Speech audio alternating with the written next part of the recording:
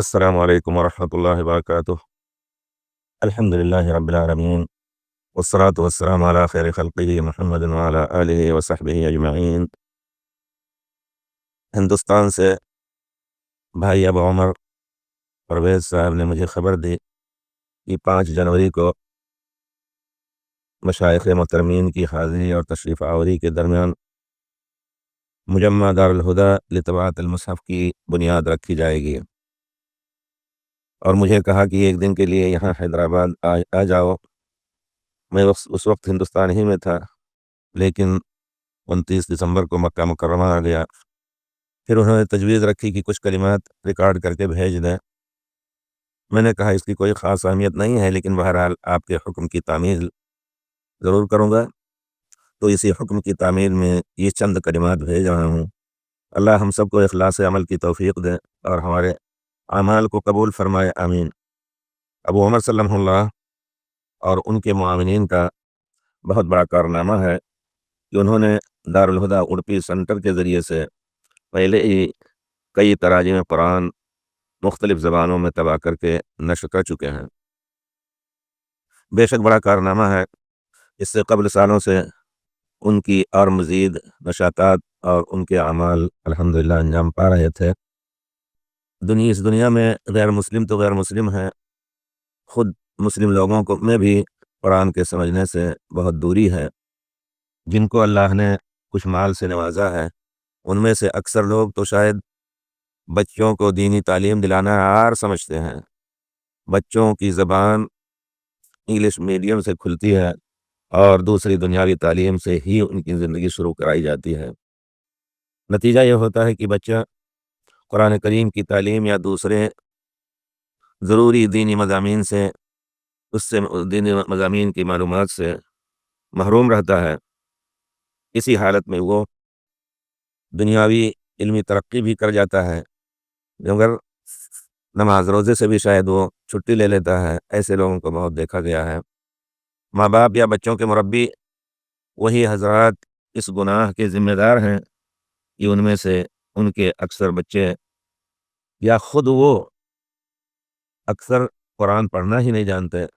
اسی ماحول میں قوم کے بہت سے بچے پیدا ہوتے ہیں، بڑے ہوتے ہیں اور قرآن کی تلاوت اور اس کے سمجھنے سے محروم رہتے ہیں۔ انہی لوگوں میں سے اکثر لوگ اپنے بچوں کو بھی اپنی طرح محروم رکھتے ہیں۔ بھائیو، مسلمانوں کی ذلت کی حد ہو گئی، اور اس کی وجہ خالق ارض و سما اللہ رب العالمین کی کتاب سے اگر ہم پوچھیں تو اس کی وجہ یہ ہے کہ مسلمانوں کی تقدیر میں یہی ہے، جیسا کہ اللہ تعالیٰ نے اپنے کلام مبارک اور حق میں فرمایا ہے، ان تنصر اللہ ینصرکم، اگر تم اللہ کی مدد کرو گے تو اللہ تمہاری مدد کرے گا۔ یہ مسلمانوں کا مقدر ہے۔ دوسری قومیں دنیا میں ترقی کر کے دنیا کی آخری ترقی حاصل کر کے جا سکتی ہیں، کوئی مشکل نہیں ہے، لیکن یقیناً آخرت میں ان کا کوئی حصہ نہیں ہوگا، جیسا کہ اللہ تعالیٰ نے فرمایا ہے۔ تو مسلمان جو اپنے کو اللہ کا ماننے والا کہتے ہیں اور پیارے رسول کو اپنا نبی مانتے ہیں، جن کے متبع ہونے کا دعویٰ کرتے ہیں، ان سے مخاطب ہو کر کے کہوں گا کہ اللہ کی مدد کرنے کا معنی یہ ہے اللہ کی کتاب قرآن اور اس کی تفسیر یعنی احادیث رسول پر عمل کریں۔ مسلمانوں کو چاہیے کہ اپنے بچوں کی تربیت پر بھی بہت زیادہ زور دیں اور ایسے اسکول بنائیں جن میں پرائمری سے ثانوی تک کم از کم دنیائی علوم کے ساتھ دینی علوم کی بھی تعلیم ہو۔ تفصیل کا موقع نہیں، ہمارے علماء کرام الحمدللہ ان کی اس چیز کی آوازیں اٹھاتے رہتے ہیں۔ اللہ تعالیٰ اس کو پائے تکمیل تک پہنچانے کی ہر علاقے اور ہر خطے میں توفیق دے۔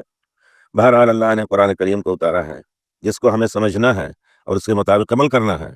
تمام دنیا کے عرب و عجم کے لیے اتارا ہے، تمام دنیا کے لیے اتارا ہے، عرب و عجم سب کے لیے اس قرآن کو اتارا ہے، اور سب کے ذمہ یہ فریضہ لگایا ہے کہ اسے سمجھیں اور اس پر عمل کریں۔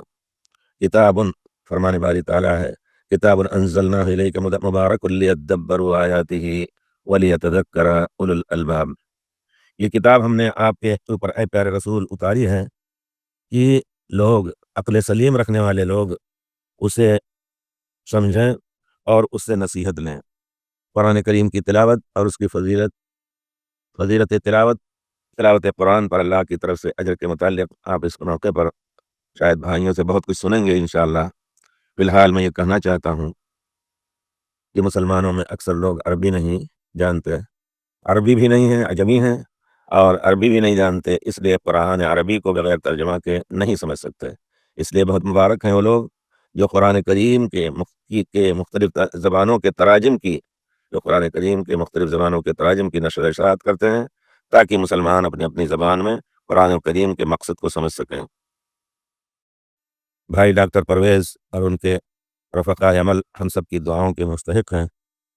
انہوں نے پچھلے سالوں میں بھی مختلف زبانوں میں تراجم قرآن کو نشر کیا ہے، اور اب ایک بڑے وسیع میدان میں بڑا منصوبہ بنایا ہے کہ اس میں اللہ کی مدد سے مشروع مجمع دارالہدیٰ لطباعت المصحف کی بنیاد رکھ رہے ہیں، جس میں ہندوستان کے بڑے بڑے علماء کرام بھی شریک ہو رہے ہیں۔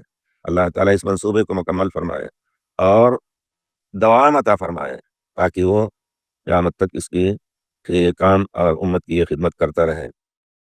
ایک نصیحت میں مجمع دارالہدیٰ کے نام سے کرنا چاہتا ہوں، وہ یہ ہے کہ اس میں دو رائے نہیں، یا کوئی اس سے اختلاف نہیں کر سکتا کہ پوری دنیا میں دین اسلام کو مختلف شکلوں میں سمجھا جانے لگا ہے، اور ہر ایک کا دعویٰ ہے کہ ہم قرآن کریم اور دین اسلام کی خدمت کر رہے ہیں، لیکن دنیا جانتی ہے، اور ایک عام قاعدہ عقلی ہے کہ دعویٰ کر لینے سے دعویٰ کی سچائی قبول نہ کی جائے گی۔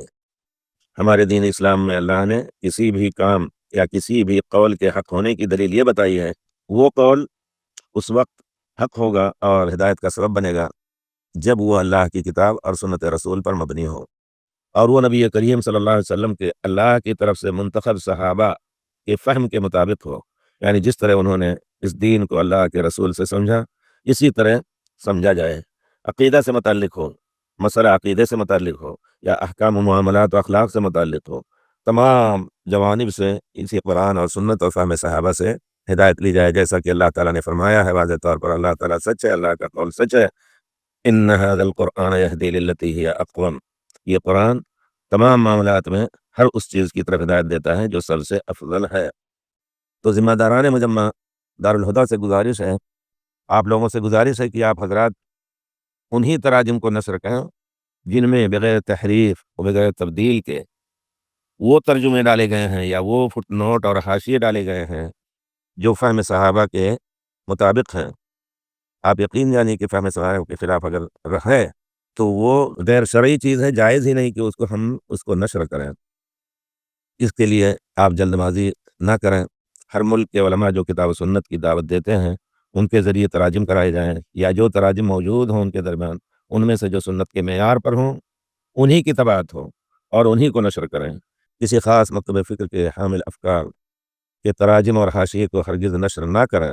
مکتب فکر کے نام سے میرا کوئی بھائی یہ نہ سمجھے کہ کتاب و سنت کے عامل لوگ بھی تو خاص مکتب فکر والے ہیں، نہیں، یہ چیز دو ٹوک میں اس طرح سمجھنی ہے کہ یہی اصل دین ہے جو اللہ کے رسول کے اوپر اللہ نے اتارا ہے، اور کتاب و سنت کی طرف دعوت دینے والے اسی چیز کی طرف بڑھا رہے ہیں، خواہ ہو سیاسی میدان میں ہو، یا دینی عمل میں ہو، یا اخلاقی یا عملی کوئی بھی کسی بھی میدان کا ہو، وہی اصل دین ہے، اور وہ کوئی مکتب فکر نہیں۔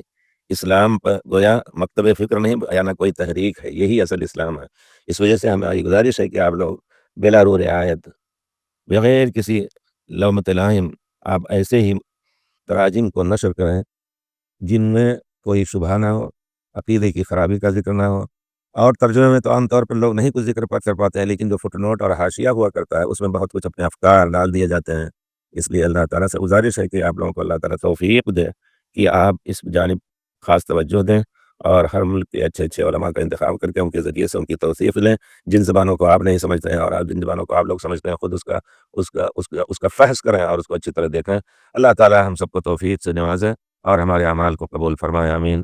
والسلام علیکم ورحمۃ اللہ وبرکاتہ۔ محبکم الداعی لکم اخوکم وصی اللہ بن محمد عباس، مکۃ المکرمہ۔